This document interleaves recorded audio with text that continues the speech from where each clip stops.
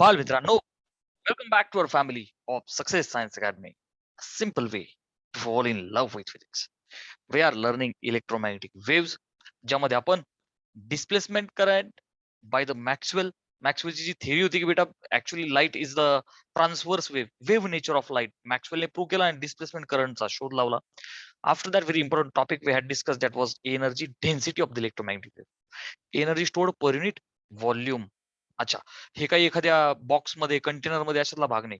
ती व्हॅक्यूम मध्ये असू शकते, एखाद्या कंटेनर मध्ये असू शकते, कुठेही असू शकते. ठीक आहे. आजचा आपल्याला महत्वाचा पार्ट करायचा बेटा इंटेन्सिटी ऑफ इलेक्ट्रोमॅग्नेटिक वेव्स.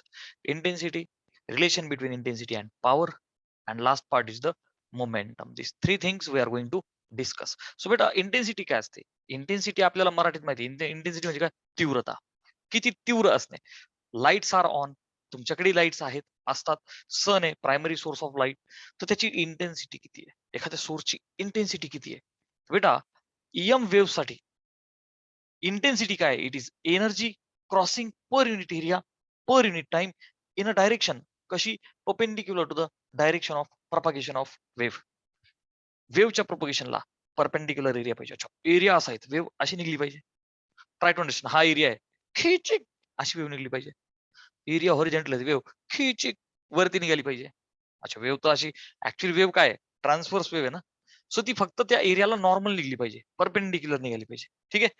मग त्यासाठी आपण एक अकॉर्डिंग टू धिस डेफिनेशन मी इंटेन्सिटीला, okay, can I write intensity as I equal to U by ET. U is the energy per unit area per unit time. Clear बेटा? Crossing perpendicular to area. So आता आपण एक imaginary cylinder घ्यायला काही हरकत नाही. कोणताही सग घेऊ शकतो आपण. स्क्वेअर घेऊ शकतो, लाईक रेक्टँग्युलर पॅरेलल पाईप घेऊ शकतो, सिलेंडर घेऊ शकतो, क्यूब घेऊ शकतो. आपल्याला फक्त एक 3D डायग्राम घ्यायची. सो एक काम किया जाय की बेटा मी एक अज्युम करतो एक असा सिलेंडर की ज्यामध्ये देर आर इलेक्ट्रोमॅग्नेटिक वेव्स. एक इमॅजिनरी सिलेंडर आपण कन्सिडर करू बेटा की देर आर इलेक्ट्रोमॅग्नेटिक वेव्स. आणि दोन कंडिशन्स घेऊ आपण की टाइम 0 आहे आणि टाइम टी आहे. इलेक्ट्रोमॅग्नेटिक वेव्ह सगळ्यात जगात आहे, पण आपण काय केलं, एक इमॅजिनरी सिलेंडर अज्युम केला. तो इतका घाण झालाय मलाच माझी लाज वाटायला लागली. इतका घाण असतो का सर? ओके, ठीक आहे बेटा. So at time T equal to T, हा जो इमॅजिनरी सिलेंडर आहे ना बेटा, याच्यामध्ये ईएम वेव्स आहेत. कोणत्या waves? EM W. Electromagnetic waves are coming झिम झिम झिम. ठीक आहे ना, इन दिस वे. ओके बेटा, ह्याच्यातनं घुसतायत आणि ऑब्विसली इकडनं बाहेर पडतील. क्लिअर आहे बेटा? इलेक्ट्रोमॅग्नेटिक वेव्स आर एंटरिंग, बाहेर पडतायत. सो आपण हा एक cylinder like it's volume, you people know volume साठी मला एरिया इंटू लेंथ. सो बेटा हा क्रॉस सेक्शनल एरिया ए असेल which is pi R square here. आणि हे बघ बेटा हा एरिया आणि याची जी लेंथ आहे, can I write length will be CT. Sir कसं काय? बेटा मला सांग, speed is equal to distance upon time, right? So distance will be speed into time. Speed is distance upon time, so distance will be speed into time. लाईटचा speed किती आहे? C. Electromagnetic वेव्हचा speed किती आहे? C. Light is electromagnetic wave, so C into T. How much distance will be there? C T. Clear आहे? So बच्चा volume of the cylinder काय होईल रे? आपण डीव्ही लिहितो. व्हॉल्यूमला डीव्ही लिहितो बेटा आपण. Okay, area into length which means can I say area into C T. Clear बेटा ही कन्सेप्ट? अच्छा, आता I want expression for intensity. So मला एनर्जी डेन्सिटीचा फॉर्म्युला माहिती आहे बेटा. We have done this in the previous lecture. Energy density कोणाची रे बेटा? इलेक्ट्रोमॅग्नेटिक वेव्हची. मॅग्नेटिक फील्डच्या टर्म्स मध्ये लिहा, नाही तर इलेक्ट्रिक फील्डच्या टर्म्स मध्ये लिहा, नो इश्यू. ठीक आहे. सो बच्चा energy density you suffix E I am writing in the terms of electric field. मग काय म्हणू बेटा? 1/2 epsilon naught e square. All right, 1/2 epsilon naught e naught square, not e square. 1/2 epsilon naught e naught square.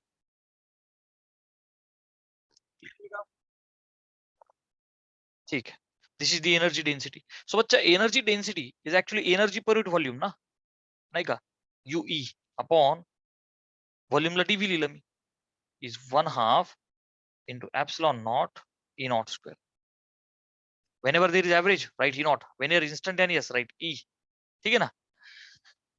अच्छा. मग आता मला काय पाहिजे बेटा, हा एक काम करूया.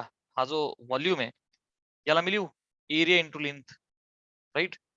बघा इथं कंटिन्यू करतो मी. मला माहिती आहे डीव्ही. डीव्ही काय बेटा? Area into length, that means A into city. So Yui upon A into city will be 1/2 epsilon naught E naught square. ठीक आहे. बट बच्चा I want you by eighty. You by eighty म्हणजे हा जो भागिलेचा C आहे तो गुणिले करा. सो कॅन आय राईट बेटा you E upon eighty is 1/2 epsilon naught E naught square into C. And this U by ET is nothing but I.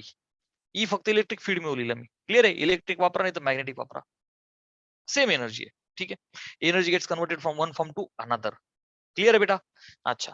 मग आता मला सांग यू बाय ईटी कोण आहे? आय. दिस इम्प्लाइज की बेटा intensity is U by ET which is 1/2 epsilon naught E naught square into C. पाठ करा. I will be U by ET which means 1/2 epsilon naught E naught square into C. Clear है बेटा? Take the अच्छा. Sir, what about SI unit? बेटा SI unit. SI unit of intensity very important. What will be SI unit बेटा? Will be, can I write U by T is power, so watt per meter square is the relation we are going to derive. Or मी असं म्हणू U is the energy which is in joules per area is in meter square. Time is in second, joules per metre square second किंवा joules metre inverse second inverse. Clear आहे बेटा? Take the screenshot. So बेटा next topic is relation between intensity and power of the electromagnetic wave. बच्चा electromagnetic वेव्हला suppose आपण light consider केलं. Light is the electromagnetic wave which is in the transverse nature. तर बेटा आपल्याला intensity माहिती आहे. Just before some time we have derived की बेटा U is sorry I is U by ET. U in fact U by ET याला पण 1/2 epsilon naught E naught square into C. ठीक आहे ना? इंटेन्सिटीसाठी रिमेंबर दिस कम्प्लीट फॉर्म्युला. याच्यापैकी मी उचलतो बेटा I is U by ET. याला मी असं लिहू का? I is U by T upon A. फक्त मी ते रिअरेंज करून लिहिलं. U by T energy per unit time किंवा work by time is nothing but power ना बेटा. So can I write I is P by A. Are you agree? So bacha, this is the beautiful relationship. From here only we get SI unit watt per meter square. So intensity is nothing but power radiated per unit area.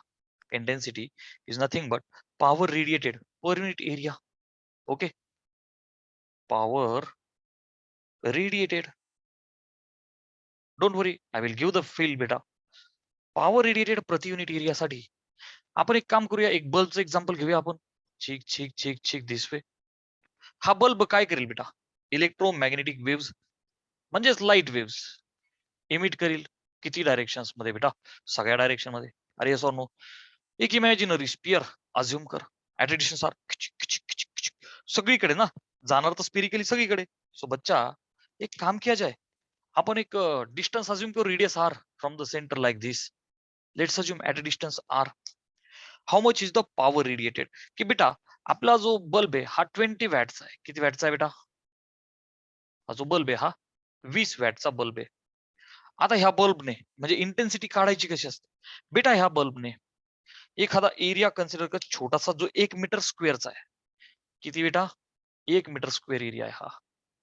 Area equal to 1 metre square. आणि हे जे distance आहे ना बेटा R, त्याला आपण म्हणू 1 metre. Clear आहे? 1 मीटर डिस्टन्स आहे आणि तो जो एरिया आहे तो 1 मीटर स्क्वेअर आहे. ह्याच्यातनं बाहेर ज्या वेव्स पडतील, ओके, ह्या एरिया मधून per unit area per unit time एका सेकंदामध्ये. ओके. युनिट डिस्टन्स आहे obviously area will be 1 metre square. So बच्चा इथून ह्या एरियातनं बाहेर पर युनिट टाइम जो युनिट टाइम तो सेकंड घेऊ आपण, राईट. हे बघ ना, intensity is U by ET, area unity time unity म्हणजे खालचं 1 झालं. So that much energy will be passed. So हे जे 100 हे जे 20 वॅट ना बेटा, हे 20 वॅट सगळीकडनं पास आउट होत आहे, राईट. मग आता हा जो फॉर्म्युला आहे ना बेटा आयचा, P upon surface area of the sphere is 4 pi R square. मी असं म्हणू का, दिस इज ऍप्लिकेबल बेटा फॉर द पॉइंट सोर्स. हे कोणासाठी ऍप्लिकेबल आहे? This is for point source. Clear आहे. सो डू रिमेंबर की intensity is according to formula बघ ना 1 by R square varies inversely with R square. So बच्चा R वाढत जाईल तर इंटेन्सिटी कमी. कॉमन सेन्स आहे ना. जितका आर वाढत जाईल मोठा मोठा होत जाईल इंटेन्सिटी काय कमी. बल्बच्या जवळ जादा ग्लो, दूर कमी ग्लो. क्लिअर आहे. सो बेटा हा जो हिशोब आहे U by ET per unit area per unit time किती जाईल त्याला बोलतात इंटेन्सिटी. अशा पद्धतीने तो हिशोब काढला जातो इंटेन्सिटीचा. क्लिअर आहे. So do remember I U by ET is 1 epsilon naught E naught square into C. आणि relationship between intensity and power आहे बेटा I is P by A which will be 4 pi r square when the point source is there. Yes, screenshot.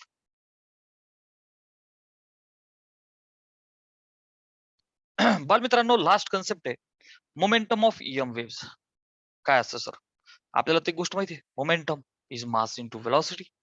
Okay, आपल्याला काय माहिती बेटा, momentum is P. All right, momentum is denoted by P. ठीक आहे ना. For the objects किंवा for matter आपल्याला काय माहिती बेटा, फॉर मॅटर, मॅटर म्हणजे काय, प्रॅक्टिकली जो ऑब्जेक्ट तुम्हाला दिसतो, for matter P is M V. Okay, mass into velocity. Momentum is mass into velocity. Yes, sir. There is no wrong, nothing wrong with the concept. But beta, ह्या ज्या waves आहे, especially chapter is electromagnetic waves. Long ago, the scientist Huygens and Maxwell proposed a theory.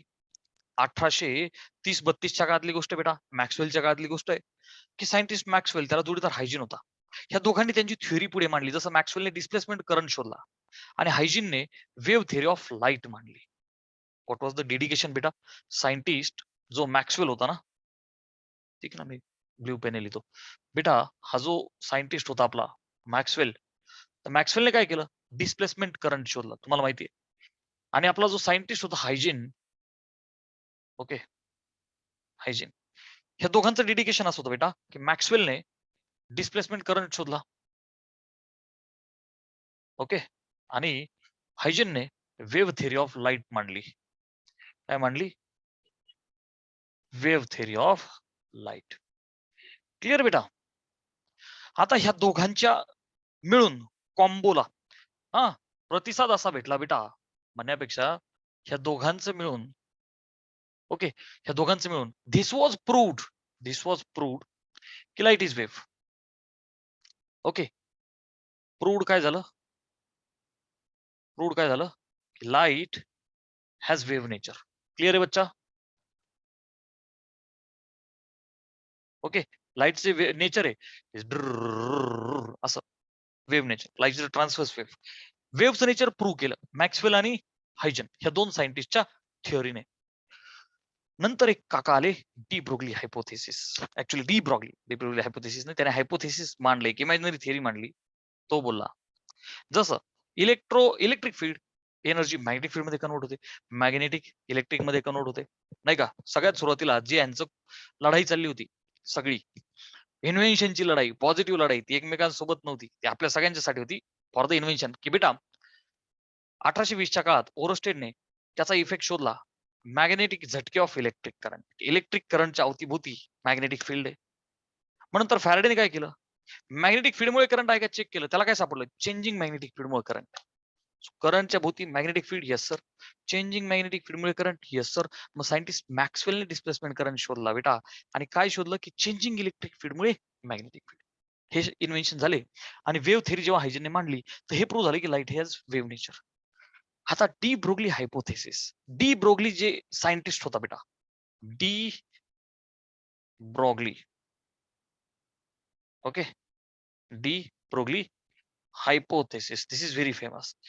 So hypothesis एक imaginary theory D ब्रोगलीने अशी मांडली, जसं electric field magnetic मध्ये convert होतं, magnetic field electric मध्ये, ह्या दोन्ही एनर्जी जसे इंटर कन्व्हर्टेबल आहेत, तसंच जर लाईट ही जर का वेव्ह आहे, म्हणजे लाईटचं नेचर जर का वेव्ह आहे, तर लाईट हे मॅटर सुद्धा असलं पाहिजे. लाईटचं नेचर मॅटर सुद्धा असलं पाहिजे. And he won Nobel prize for that.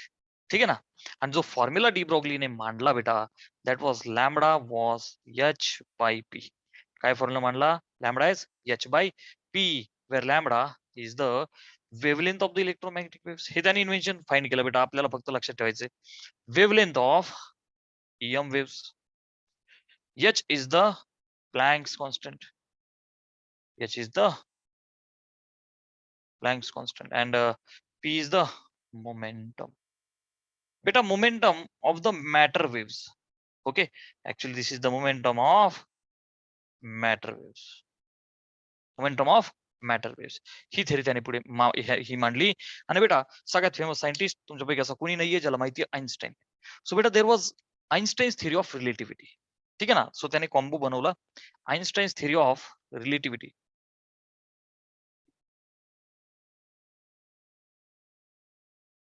Einstein's theory of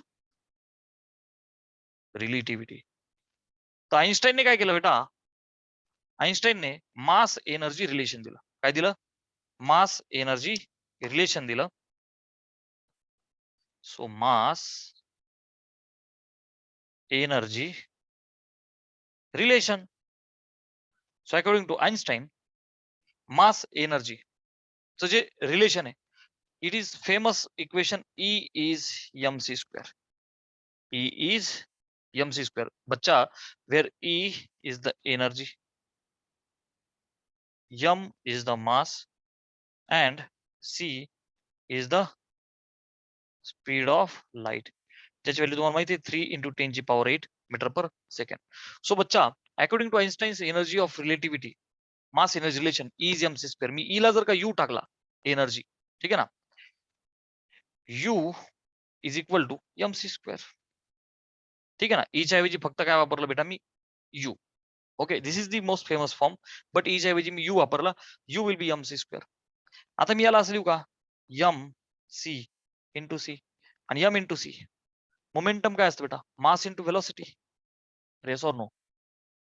mass and V for velocity. Matter आपण इथे लाईट वेव्हचा घेतोय. विषय लाईट वेव्हचा, इलेक्ट्रोमॅग्नेटिक वेव्ह लाईट घेतली फॉर एन एक्झाम्पल. तर बच्चा, C is the speed of light. So m into C हे झालं मोमेंटम, मास इंटू व्हेलॉसिटी.